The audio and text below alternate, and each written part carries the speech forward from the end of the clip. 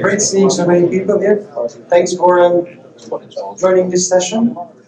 So, what I will talk about this afternoon is on what we've actually done within MIST Systems, now part of Juniper Networks, by building our MIST solutions, which is actually a solution built on artificial intelligence, AI.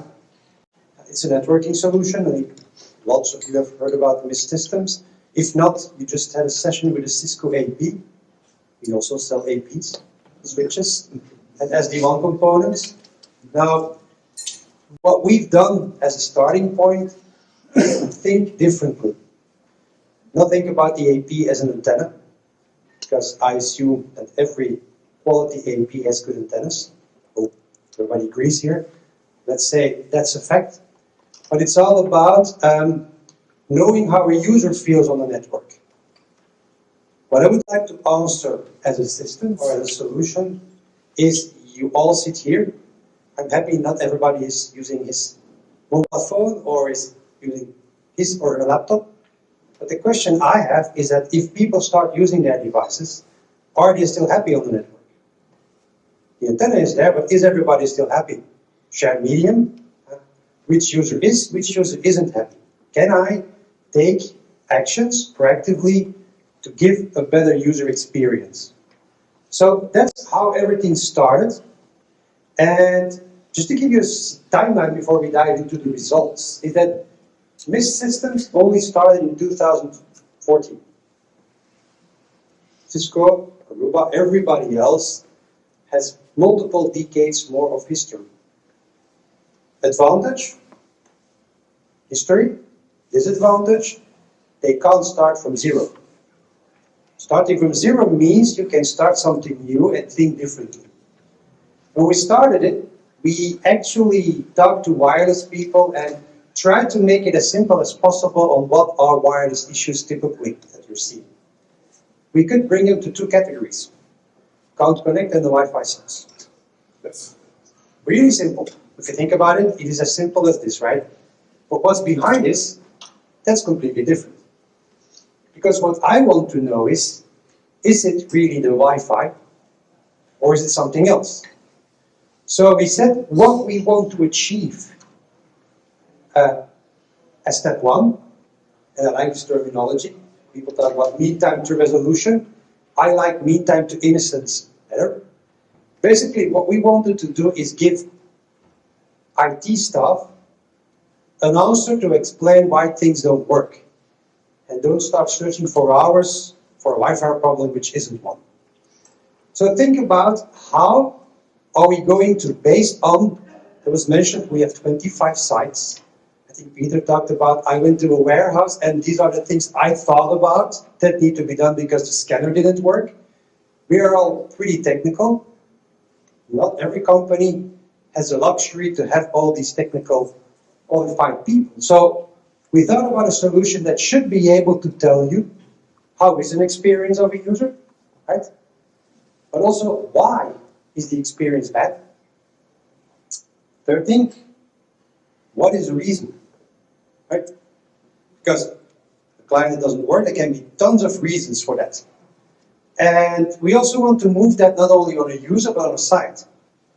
You want to know if you have 50 warehouses, which of the warehouse needs my attention? And you want it actually proactively. And you don't want to start clicking 50 sites and see is it good? No, you want something that tells you this site needs attention.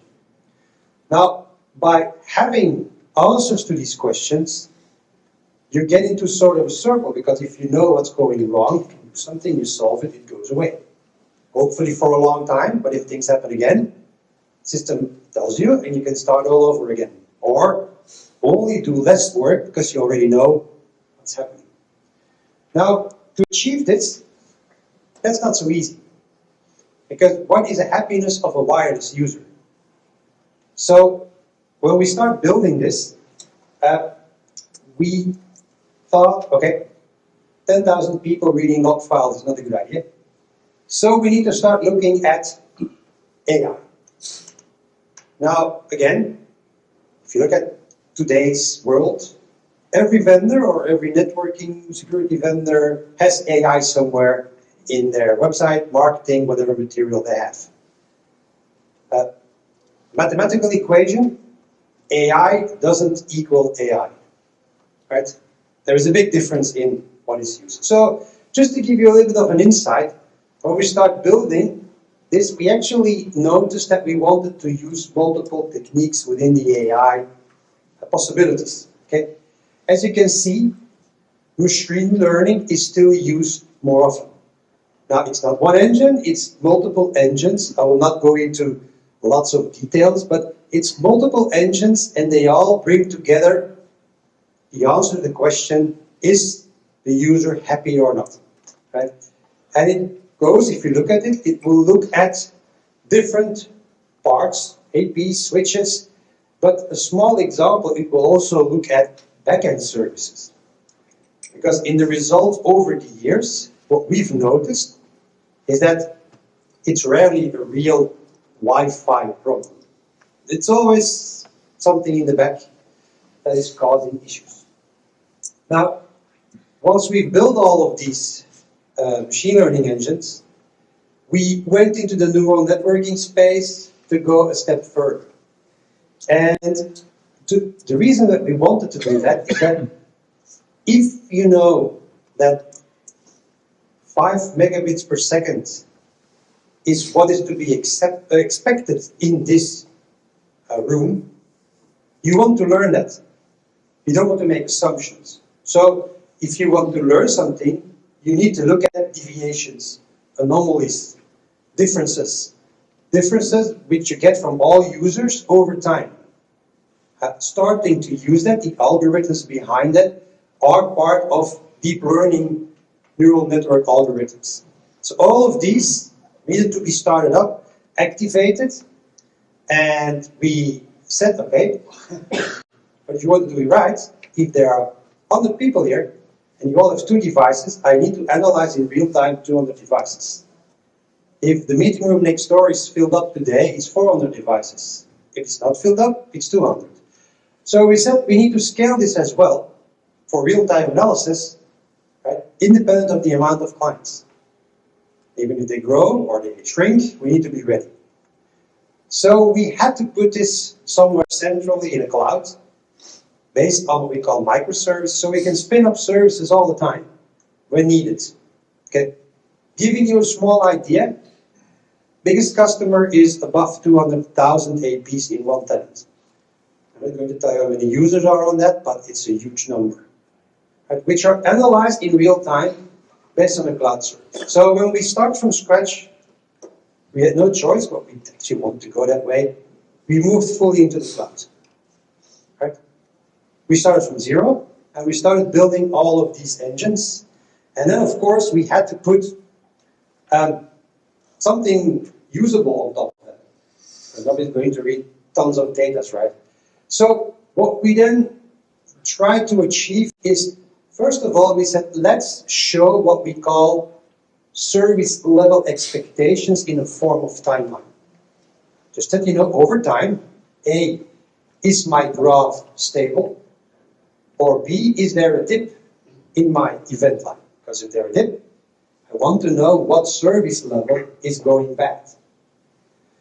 Then we wanted to represent that in a sort of a way that you could easily see, okay, these 2 lines are red. What needs my attention? Right? So imagine 200 people here in the room.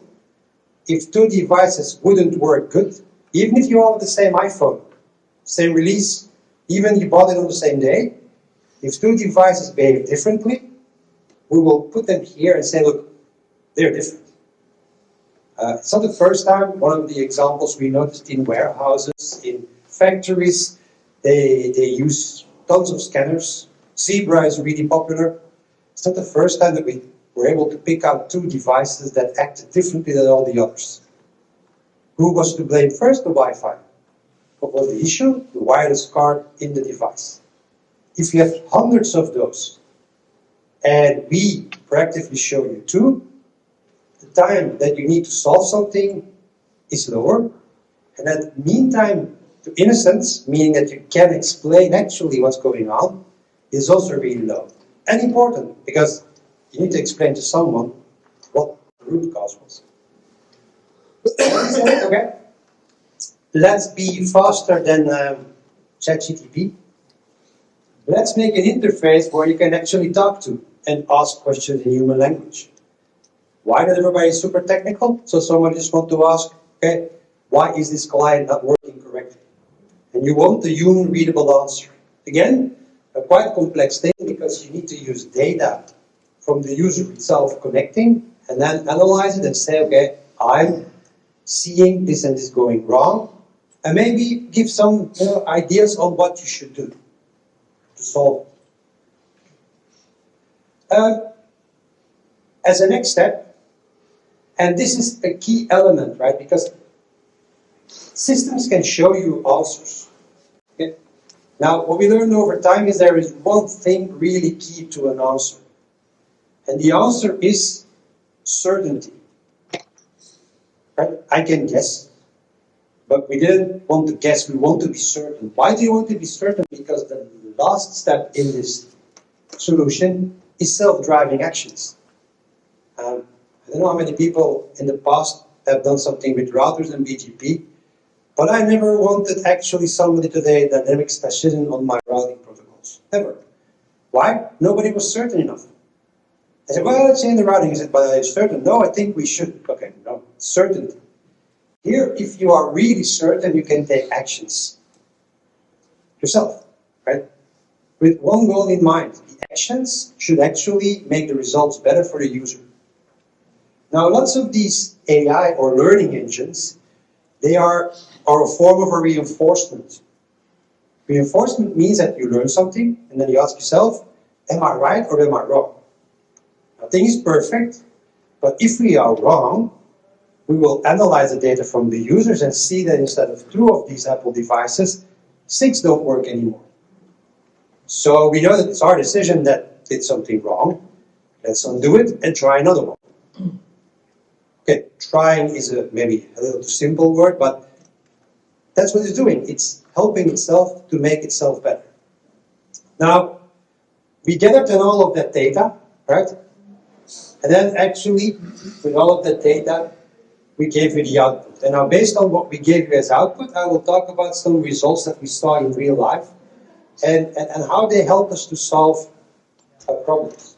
Now, another key is certainty, which actually means that if we looked at our journey in the AI engine, we started in 2017, first customers, 2018, more customers, so we asked the system itself and also data science, said, okay, if somebody else has a question, why is something wrong?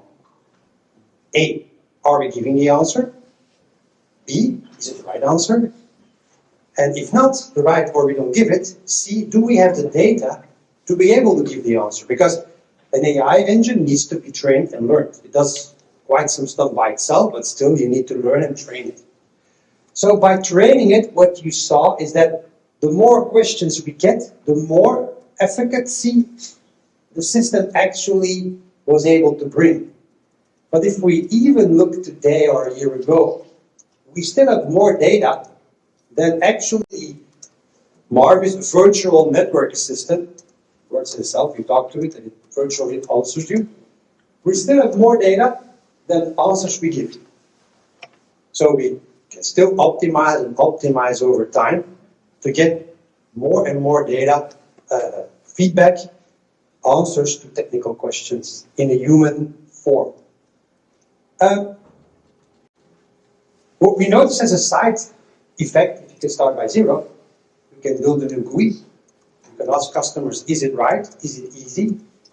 As a side note, with everything we added, we were able to actually do installations much faster. One of the reasons, not going into detail, but one of the reasons is here. If you implement a new site, the first question you have, is everything working? You can ask people. Some say yes, some say no. Half of them that say no, it's actually yes, but they misunderstood you. So What if a system after 5 minutes tells you, yep, everything is fine, or it tells you, nope, you need to look at your radio server. Or do you know all the clients on VLAN 20, they don't get connected? I think your firewall is not responding on the subnet. Just in 5 minutes, you know, oh, I need to take actions. Or after 5 minutes, you see everybody happy? Oh, I'm also happy. So the fact that you can actually deploy faster because you know if it's good or bad was an interesting, starting point and a small side effect if you start using it. Now, I will now go into some examples, right? But outcomes were, through the AI and the system, fast rollout, less tickets, and because of that cloud-based, refreshment, optimization continuously going on AI, we were able to follow the business on what it needed today and in the future in the solution. So, first things first. If we talk about this, right, the first things we did is we created a view. We call it service level expectations, and the idea is actually really simple. You look at the screen, we learn, and what you see here, oops, successful connects doesn't look as good as the other things. Meaning there are users that are not able to connect, and you can then look at the timeline, which time did it happen, and then to help you further, because that's not enough data, even more, we will tell you in which step of the process a user fails. So instead of doing all the work yourself, oh, the scanner doesn't work. Okay, let's take it step by step. Why? What's going on? Let's take a wireless packet, let's take a trace, let's do all of that work, 2-3 hours, and I think lots of us in the room will find a problem. Let the system do it and let it tell me exactly in which step of the process the client fails. Looks easy, is not, but does make quite a change. First use case, this is really small, you only see 3 sites. But imagine you have, hundreds of sites or even more. It is perfectly interesting that you could see, all the steps a client is taking, right? Am I connecting fast enough? Am I connecting successfully? Is the coverage fine? Can I walk around with my Teams call? Do I have the bandwidth I need? Is there sufficient Wi-Fi capacity? What is capacity, right? Try to catch that. Nobody can catch it, but you can learn it by looking at client behavior. Oh, and by the way, are all the APs healthy in that site? So it's going to get all that data and give you a simple overview which says, where do I need to go first? I have to tell you, this doesn't really look that good because there are some connection problems here, coverage problems there, throughput isn't fine here, and here there's quite some APs not okay. It just took me a minute, right? And now you can easily go side to side and take these elements apart. Goal is that you get as close to the 100% or the maximum possibility in an environment, and then you're like in Streamline, you can follow deviations. If you have hundreds of these sites and it tells you which site is going down, you can take active or proactive measurements. A couple of use cases. So, customer had tickets or messages coming in from Windows users not able to connect anymore in a specific site. The Wi-Fi guy said, but I didn't change anything. So I said, but let me take a look. So he noticed that here the successful connect rate went red, meaning it's deviating quite a lot from what we used to. Talk about 6 users, but maybe 20, 30 users. What he did, he said, give me 2 minutes. He said, what's going wrong? And he noticed that the authorization was going down. So he clicked on it, and then the system said, okay, I'll tell you which clients are actually affected. So don't look around, I will tell you. And these are the clients affected. He looked at it and he said, okay, that looks strange, that's all Windows devices or my laptops. So he said, let's take one out to see what's happening. So he took one out, and in a timeline, they could see the starting point up to the millisecond. And he took the event out, and with the event, we then said, look, there is a small paperclip there. It means I have additional data. Now the data we had was a live packet capture taken at the moment of the problem. So you don't do it manually, system does it. Why? If you know what the client does something wrong, let's take a packet capture of the data and save that. So we saved that, and then the wireless engineer opened the packet capture, which is then really small. Right? It's only saving what you need. And he just said, okay, alert, fatal, description, unknown CA. So he called the Microsoft server guy and said, did we do something with our TLS authentication and push something incorrectly? He said, oops, let's take a look. What did they forget to push? The new CA, because they changed certificates. They started on a couple of sites. First site that they did, CA wasn't pushed, everybody applied. Took the wireless guy 10 minutes, would have taken, in a normal situation, I can tell you, much longer to find out. Other use cases that we saw happening, and all the time, we see things happening, but really difficult to catch. Okay. So clients complain, but not all the time. Oh, Wi-Fi is bad. So somebody goes along and the Wi-Fi was good again. So go away, see the problem? It's bad and good and bad and good and bad and good. Nobody knows when, why, and how. So we installed the system and we just looked at the capacity over time, and then in a 7-day period we saw dips and a big dip. That's strange, big dip. So you take out that timeline. Again, we clicked through these 2 steps you just saw, and we were finding affected clients. 2 were really on top. So we said, these clients, what are they? So they took a look and they said, those are actually desktop PCs. I said, oh, interesting. I said, first rule, I still try to do, I hope nobody's angry, but if it doesn't move and it has a wire, plug it in the wire. So they didn't do that, and we found out these 2 servers were actually gathering data, sending data, gathering big files, downloading big files, and as we all know, wireless is fragile. It's shared medium. It's airtime fairness. Well, that didn't work out that good in this situation. Conclusion, remove these 2 clients from the Wi-Fi. Everybody says we do airtime optimization, we can do everything. But the idea is really simple. You need to get the client as quick as possible away from the antenna to serve another client. In this case, these were really hungry. Move them to where they need it, follow the timeline, result, everything was fine again. In lots of these cases, other solutions were already there. Once we explained them what was going wrong, they also worked. So our antenna wasn't better, but what we saw and helped with was completely different. Then we went further. Wi-Fi interference at the customer site went up. Okay. Again, we found the dip. We looked at it, and you might see that it's a stupid thing, but they were using 40 megahertz channels. So we said, well, how many IPs are there? You don't want to count them. It was a lot. So at certain moments in time when there were lots of users, again, it's a combination, right? Because it's not one user. You can put 100 APs in a room, 1 user or 10 users, you don't see a problem. Even if you have the same channel, because there is enough time for everybody. 2,000 users.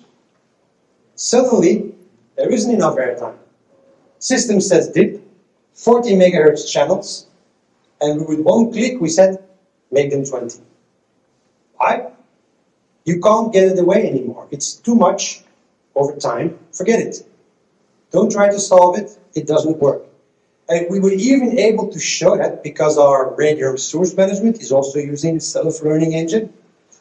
Maybe you've noticed that in your environment, but if you use 40 megahertz and you see APs close to each other having a different primary channel, but the same 2 channels, if you have a good radio resource management engine, it will try to flip them to see if it can better the situation. At a certain moment that stops.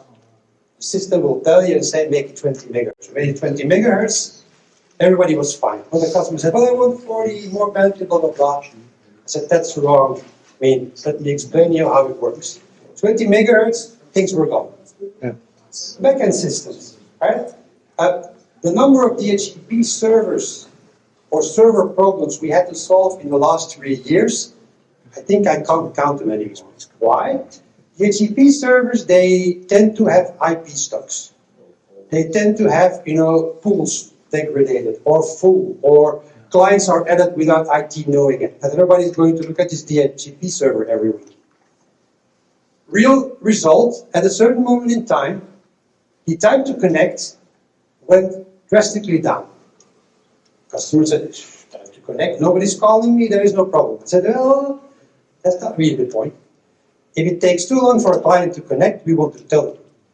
Why? Because something is bound to happen. Not today, maybe tomorrow, maybe next week, but this is not good. So we looked at the problem and it said DHCP 100%. We did the analysis, so the clicks, and you just click and it said, well, you know what, it's actually not responding. So within the protocol, we look at what it's actually doing or not doing. So it's not responding. So we looked at the affected items. Items are the items that have a problem. And this customer said, but these are all my phones. Brand A, phones in hospital. I said, oh, what's going on here? Then he looked at some details and he almost saw 3.5 seconds of delay. So I said, I have good news. I think all your phones are still connected, but take a look at your server.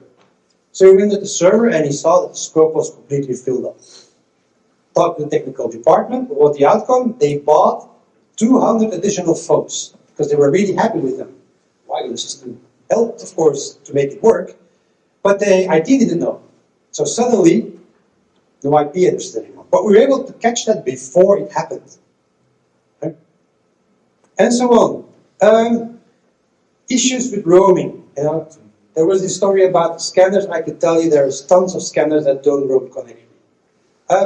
Or devices that assume to do fast roaming. Because the other day, we do 11-hour fast roaming, we are the fastest in the world. No, that's marketing. But fast. Well, we had one of these devices, specific scanning device, and we said, it's not working. And it's not working because it's not fast roaming. And it's like, yeah, it is, look, data sheet. I said, no, data sheet, real data, real things. If we send them fast roaming packets, they don't use it, and instead of being fast, they're super slow. Actually, you could better put them on default roaming than fast roaming. So we just put them on default roaming, and they started to work. And I said, well, one of the things you could now do is call that company and give them black, white, and even packet capture, to send them the data and say, you're not working. I updated software, everything went fine. After 6 months, fast roaming was there, but again, you could see that peaks coming up in timelines whenever these devices were used. Okay. Coverages. Even we had one device called, cruise device, and when that was running, we saw that the coverage SLE went down from 84 to 35%. Just of the fact that the wireless card was so badly implemented, and it looked like the device had no coverage. It looked like non-device had the coverage, but it was all linked to one type of device which was deviating so much from the normal behavior that it didn't work. We had these payment terminals, right? Customers more and more in healthcare and security have these payment terminals. They used to be fixed. Now, modern times, they're all mobile. There were some there where you can not walk away 10 meters from an AP or it is connected, just to the bad quality of the wireless card. They blame the Wi-Fi. We can actually say, no, if you move it here, it won't work. If you move it to the back of the room, it will. But we can't solve it, right? The client needs to solve it, or you need to talk to the vendor. And no, you don't put power higher. That's not the solution to the problem. For those who have tried that. Throughputs, right? We once had a customer that said people are complaining about the bandwidth. It's slow.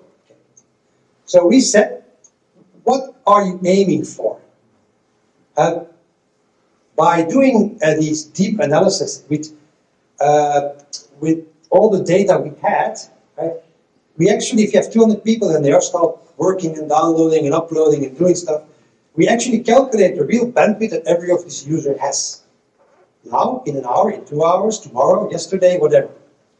And if we put a number there, it actually means that whatever you do, whatever you try, you can jump around, you can do everything you like, you can go close or far away from the AP, you will get 36.5 megabits per second. Right? We will not go above that. And then we said, you know why? Well, in this environment, we had so many clients in this room that that's what it is. And then, I have a gig or 2 gig to the internet, and it's much faster in the other rooms, yeah. But here, there are so many users, that's what you get today with these users in the room. So prediction, tomorrow it will be around the same bandwidth. Not happy with it? Of course we can optimize your network, but this is the fact that we have to live with in this setup. We said, okay, wow, you explained that really easy and well. Now I know what's going on. Then we said, okay, we are looking at clients. So we looked at it from the MIST perspective and we said, but an AP is also a client. Right? Because if the AP is unhappy, the clients on that AP most likely are unhappy.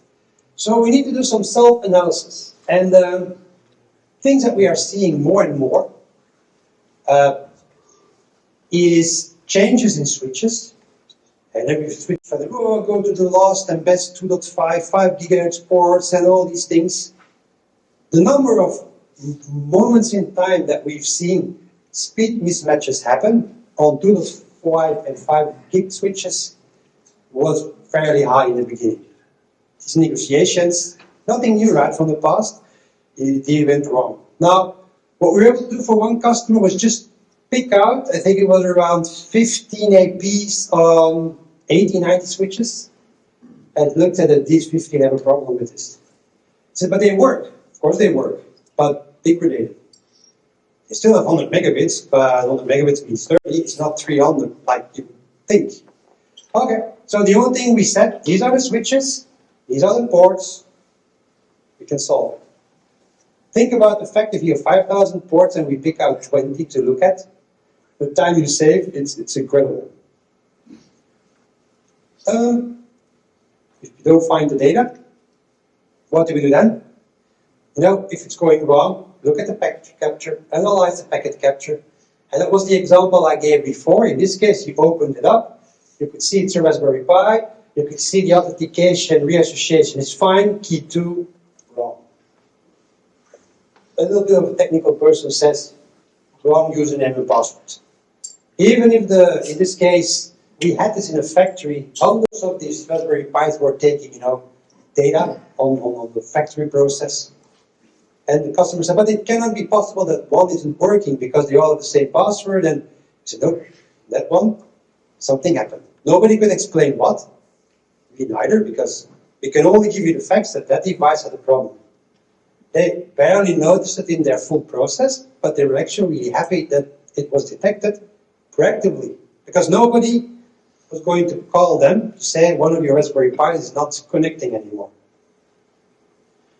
So, next what we did is that, in this case, lots of work, right? You all have to click at least 3 times to find something and even think a little bit, right? Because still, this means A. So we thought about the idea of a conversational interface and an action dashboard that would actually do the work for IT. What would it do? Well, it would actually start saying data about things that go wrong. Okay?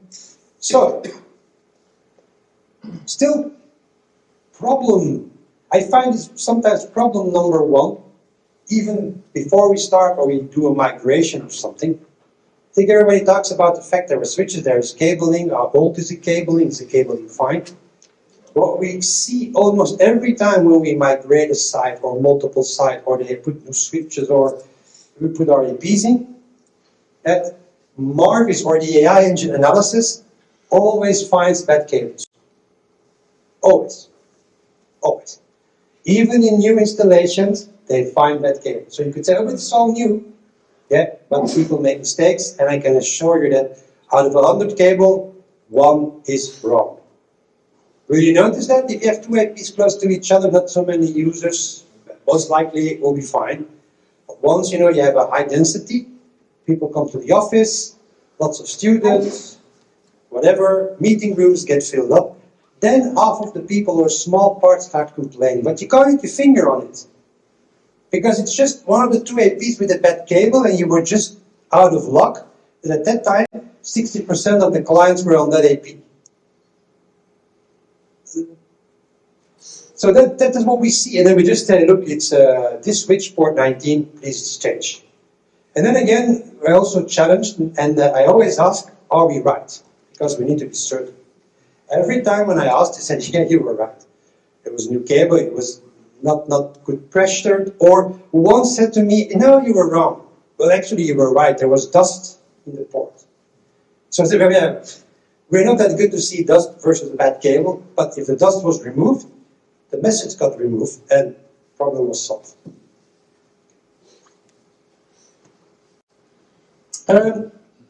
Other common problems we see all the time and that AI helps us with is all about connectivity failures with backend systems. And top number 4 is, it's like a quiz, but top number 4 is authentication, DHCP, or DNS. Right? And at least 3 to 4 different sites, we were able to notice that a firewall upgrade went wrong faster than the firewall team saw it. Why? Because most of the problems with devices, firewalls or servers, it's not when you upgrade them in the weekends and they work fine. It's not during the day. No, it's during peak moments. When's the peak moment? Between 8 and 9? Between 12 and 1? I don't know. There are some moments in time you say this is a peak moment, but if you ask it the other way around, and our system says, I actually found an anomaly from normal behavior at this moment in time, and you see the amount of errors is always higher at a certain moment in time, and what is going wrong here is authentication servers or the firewall isn't responding. In quite some cases, at a certain moment in time, clients they get an IP address. 10 minutes later, it was solved. There was a peak moment of 10 minutes. Nobody complained, but at the end, we were able to find out that the DHCP helper or whatever actually had a problem with high loads. Think about that, because the firewall worked fine, everything worked fine, but if it was pushed a little bit further at a certain moment of the day, it failed. And it gave like 4,000 DHCP errors. Now we could tell you all the 4,000, but what we would want to do is say, look at that time frame, it kind of deviated a little bit too much to be good. And normally here you can then view the anomaly, and you can see, click on it, see the affected items again, which is impacted. But again, in a couple of minutes, you are able to see, oh, this is not my Wi-Fi, this is not my switch, this is further. Talk to the right people, and again, in like 15 to 20 minutes, this gets solved. Coverage holes, also a nice one, right? We have APs, we have measured everything, we think everything is fine, and then people start saying, yeah, there it's slow, now it's not slow, now it's fast. So what we also try to do is that if we have hundreds of people moving around in a building, think about the idea, and they roam. Some clients roam good, some clients roam bad. Now, we need to be certain, so a bad roam doesn't mean bad coverage. But if you have 100 clients walking out this door and entering that door, and 75 of them have a problem in the hallway, we are pretty sure that it's not the client anymore. Because we followed the client also the other way around, and then it was fine. So correlating the fact that 75 clients had a problem there and no one had a problem here, we'll say coverage hole. And then you just get one pop-up coverage hole saying it's close to this AP. Do you want me to show you the map where you need to take actions? So again, helped quite a lot. Also, depending on what migration you're doing, But some customers, they like to do one-on-one replacements. That's expensive, and the site survey was done anyway a while ago. My first question is, what kind of coverage do you have? If somebody has voice coverage, I feel a little bit more safe than somebody says, yeah, we just had some APs for data coverage. Now, then again, what we tend to do is, if you don't want to spend the money now to make it good, put everything on the ceiling, and we will tell you where it's wrong. It's also a solution, right? Again, people that don't want to put it on they don't want to change it, let the system tell you where the Wi-Fi is bad, and then just, solve it after you migrate.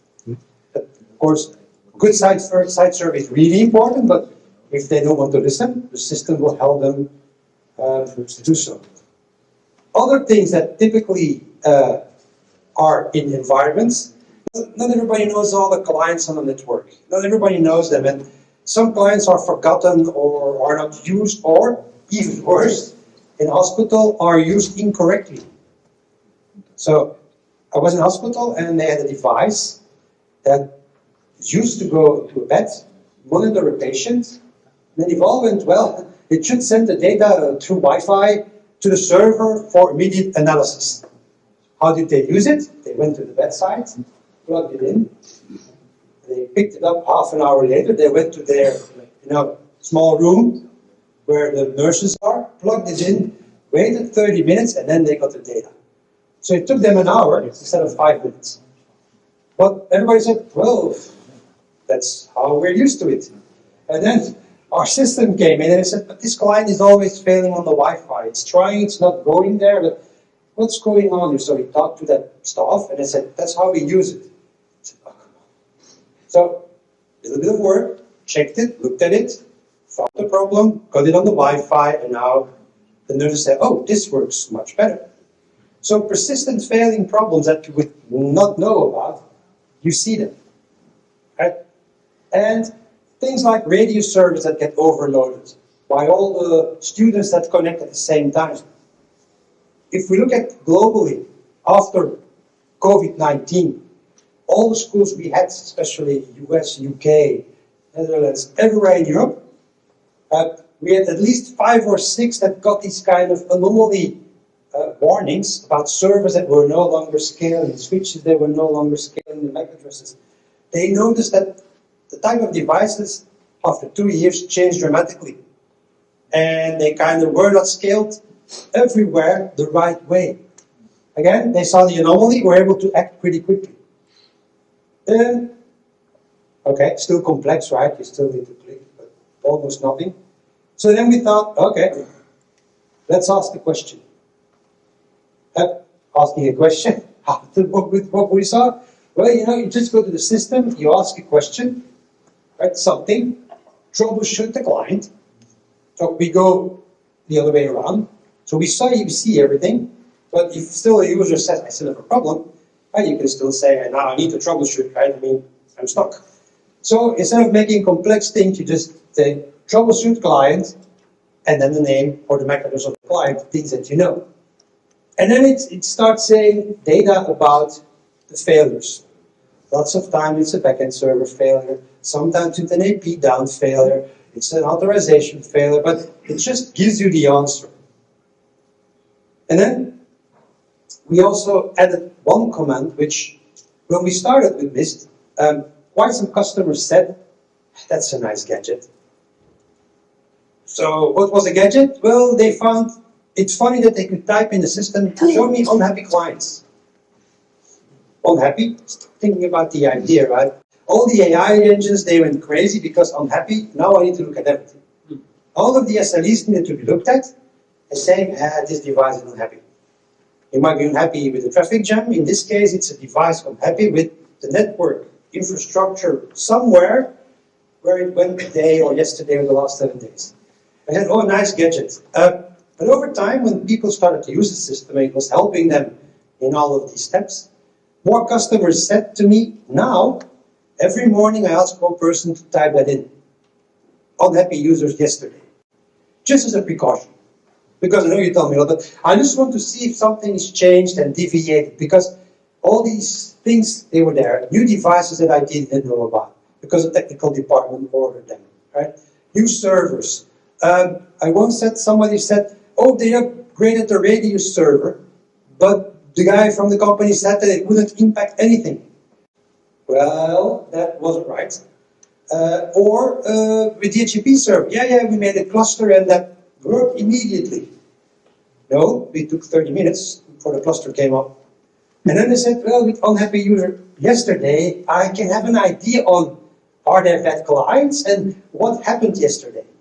So he said, somebody just looked at it 5 or 10 minutes, and I really practically know if I need to check something and call somebody with a question or not. Just the idea actually is change from a gadget to a real helping hand.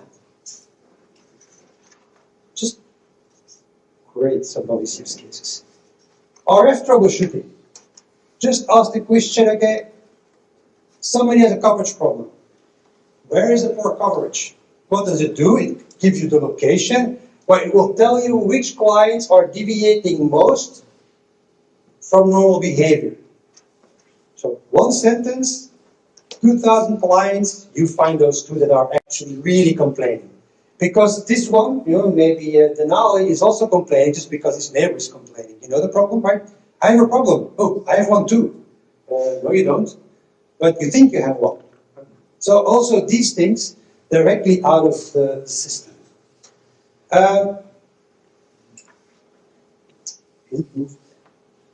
Troubleshooting APs, or just the concept of there was a problem somewhere. What do you think about the AP? It will look at all the steps that are important for the AP, and then it will give you, with probability, the problems it found.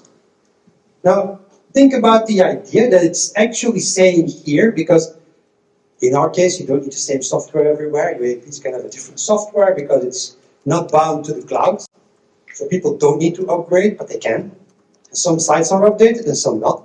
So in this case, we could see, okay, oh no, there is a problem with the AP. First idea is, oh, software problem, right? Software problem. Software, no. Ask the system, it says, look, I have as many problems in 0.10 or 0.8, not that much in 0.12, but I don't have many APs on that. And by the way, if I look at it, actually, it's always an AP connected to this 4100 MP switch from Juniper. So, something wrong on the switch. But then again, take a look at it. Maybe it was the multi-gig negotiation. Maybe somebody rebooted the switch a couple of times. Or it will just tell you, don't look at the client. Here, you need to look at. Just by showing you the root cause analysis. And one of my favorites that I use all the time for troubleshooting on this level is the roaming off. Sounds something easy, but it's so cool. Actually, what we do here, so I said, show me the roaming of Denali during the last 7 days. Right? Because I need to know, the client says, it doesn't work. They can't tell you when, they can't tell you where, they can't tell you why. So you just do that, and you look at this and you say, if I look at your Wi-Fi behavior, this is a graph, you can have a floor plan on the table. It actually shows you how the client moved around. Right? What it did, which AP it used, which channel it's used, if it changed from 2 to 4.5, if it went and made a bad decision. In this case, the worst decision, this client, this was here, at minus 61, minus 68, stayed on 5 gig, still on AC. I'm not sure if this is a Wi-Fi problem, by the way. The roaming, okay, is minus 68 is still fine. We all agree, okay, minus 66 is optimal, but okay, this should not give a problem. So you can move your questions elsewhere. A real use case, you can't believe it. I'm again going to use that door, but we had a hospital and it was nice weather. So phone, people walked out that door, around the hospital, in at the other door. They complained about voice quality problems. So I said, look, here they move out, here there is nothing, here they come back. If you look at what they did, they actually entered the building they left the building at the end and entered in the beginning. I said, there is no magic. I mean, if somebody goes away and then comes back somewhere else, they moved somewhere where there is no Wi-Fi. So they asked that person, but what did you do? Yeah, it was nice weather, so I went outside and walked. But I was still calling. And they said, I have to tell you that there is no coverage outside. Just about the idea that you're able to do that. And as a last thing on this one, and that's pretty neat in the evolution, so we talked about 2.4 in the past, 5 gigahertz, and now we all moved to, or we are looking at moving to 6 gigahertz. I don't know how many have moved, have tried it, but there are quite some nice videos we made with Wes and with Peter on this one, but in the back end you don't see that, but this tool has been used quite often to actually understand, is there a big risk to move to 6 gigahertz? Because we could clearly see what clients did. Did they stay on 5? Did they move on 6? When did they move on 6? How quickly did they move from 6 to 5? Right? All of these things with different keys of encryption, everything was able to see here. And the good news is that it's working pretty good. The change between 5 and 6. So that's good news. But just the fact that the system learns that, sees that, means also that it's ready for evolution. Meaning that if something changes the technology, like 5 to 6 gigahertz, we just learn that as well. And start taking this information to build our anomalies, deviations, and learn on how clients will act today and in the future. So I tried to give you quite some examples here on real practices thing that we saw. At the end, to conclude, what does that actually bring? First, one of the first slides, fast and easy to implement, because if I did something wrong, the system tells me. And the mean time to resolution, mean time to innocence, has been dramatically brought down. Logically making the network better, making the users happy, having IT staff with less problems, less stress, so you can all be here and we can do more of these sessions without any problems. So I hope it was interesting. If there's any questions, I will be here during the afternoon, and enjoy the rest of the sessions. Thanks for coming.